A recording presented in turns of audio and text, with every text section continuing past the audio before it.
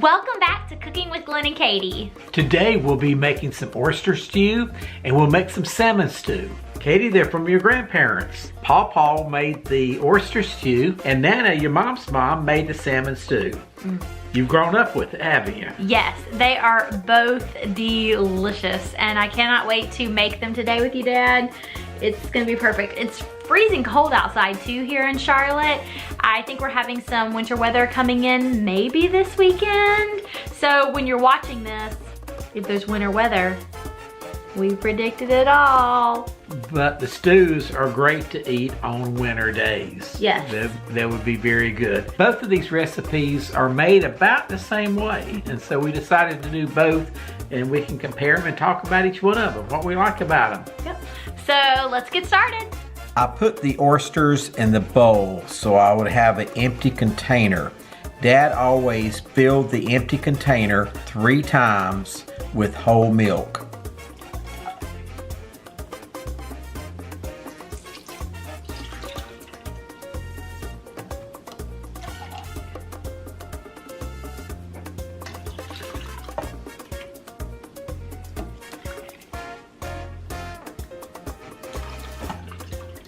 I'm going to turn the burner to medium. And I will add a stick of butter. I will stir this constantly because I don't want it to stick until all the butter is melted. I don't want to bring it to the boiling point because the milk will curdle. Now it's time to add the oysters and the liquid. You have to put both in there. The liquid is very important. It gives a lot of the flavor. Again, here's the oysters and the liquid. And I'm going to gently put it into the pan here.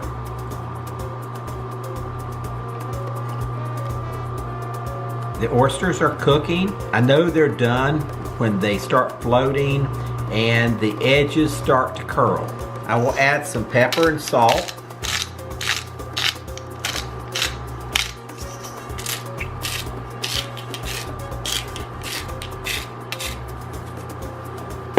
And then we'll let it cook until the oysters start to turn. The oysters will curl like this. Look at the edges there. They're kind of curling up. That's what you're looking for it to be done. Now I'm going to taste it to see if it needs some more salt. Let me do that. Okay, I'm going to taste it to see what it tastes like.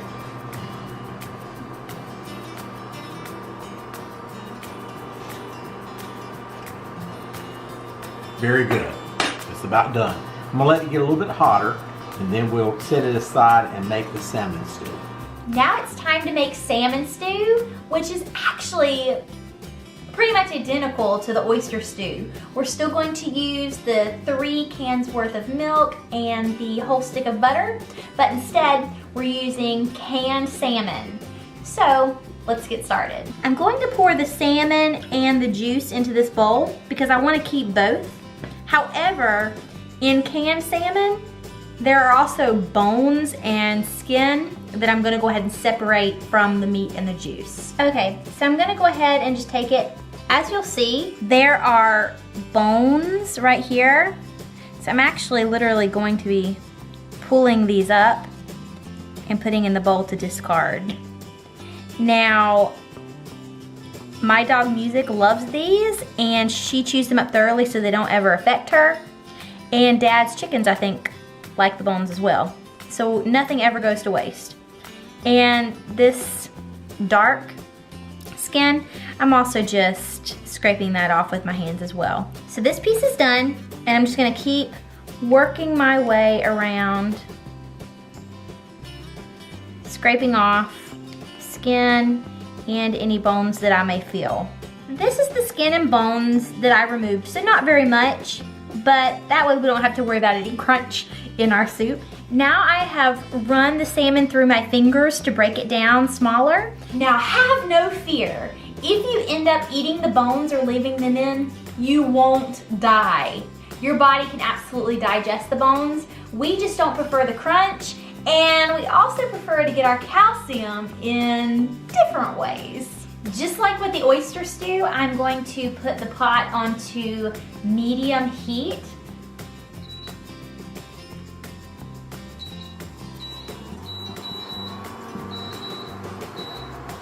Now I'm going to add the milk, 3 cans worth, in this salmon can. Just like we did with the oyster container.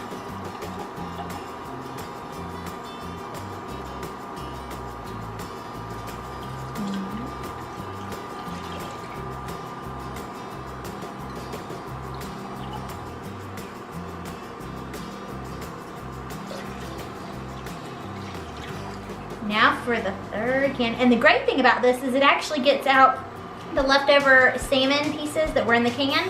And that's what Dad loves. He doesn't like anything to go to waste.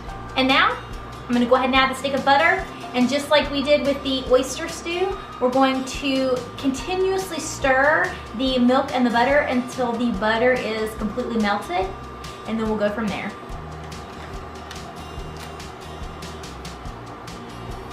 Just like with the oysters, the last step is to add the salmon in and the salt and the pepper. But the great thing is, unlike the oysters, which did take a little bit of time to cook and get that curl, the salmon's already cooked. So once I put it in and everything heats through, we'll be able to start eating. So let's go ahead and add the salmon and the juices that the salmon was canned alongside.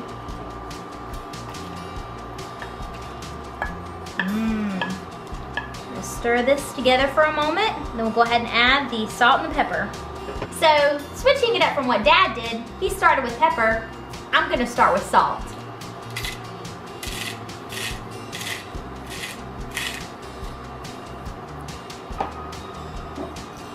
And now for the pepper.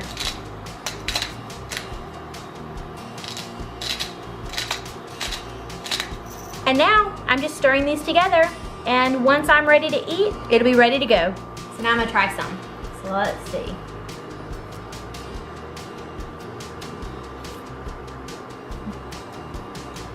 That's perfect. Oh my gosh, I feel like I just went to Maine or somewhere. Transported perfection. Okay, it's time to eat. First off, we've got to have Zesta crackers.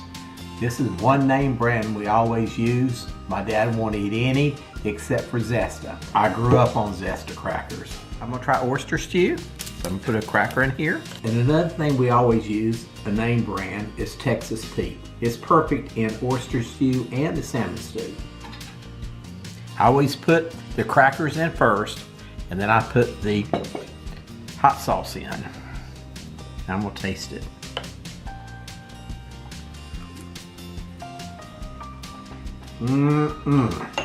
It is so good.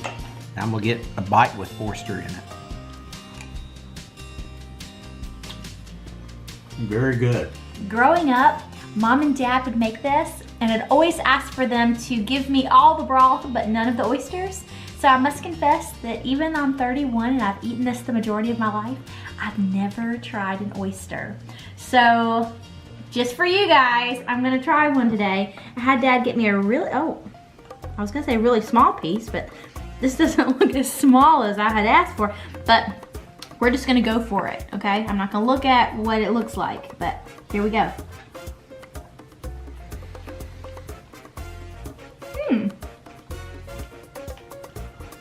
That's actually not bad at all because it's cooked, so it's more of just like a more tender type meat type texture. I love tofu, so it kind of reminds me of like the extra firm tofu that I eat. So I think it's good. But this soup, regardless of if you like oysters or not, perfect. I can't wait for us to try the salmon stew next. A lot of people, when they have oyster stew, they want oyster crackers. And there's just the round crackers, and they stay crispy. So I'm gonna place these in here. Now this is the salmon stew. And I'm gonna put some hot sauce, some Texas Pete on it, and now I'm gonna take a bite.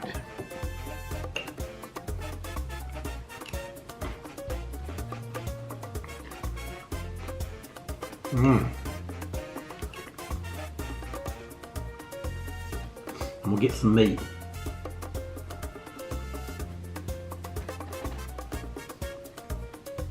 It's excellent. It's got a much stronger taste than the oyster stew.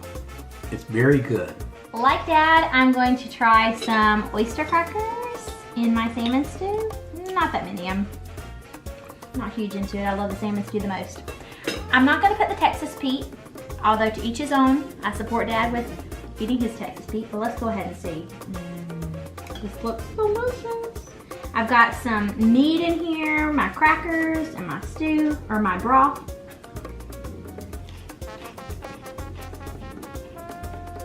I love fish. I love the flavor of this. Oh my goodness, there's nothing more cozy and warm. And I was really serious when I said earlier that it felt like it was taking me to Maine or some really amazing fishing town. So maybe the coast of North Carolina, since we're from North Carolina. Oh my goodness, I could just feel like I could eat this in the cold winter and be warm, and it's perfect. What did you think? The stews were absolutely fantastic, delicious. What about you? I loved it. The Texas Pete on it, and the Zesta crackers, and I'm glad we compared both of them because I've never had both of them at the same time. No. So I could see the difference in both of them. Yeah, it was crazy. The differences. Yes, Yeah. because you're right, we've always had them separately, but then when we had them together, we could really tell like how the oysters flavored the milk and the butter versus how the salmon flavored everything. So totally different types of soups, even though they're exactly the same. And I am so proud of you for tasting an oyster.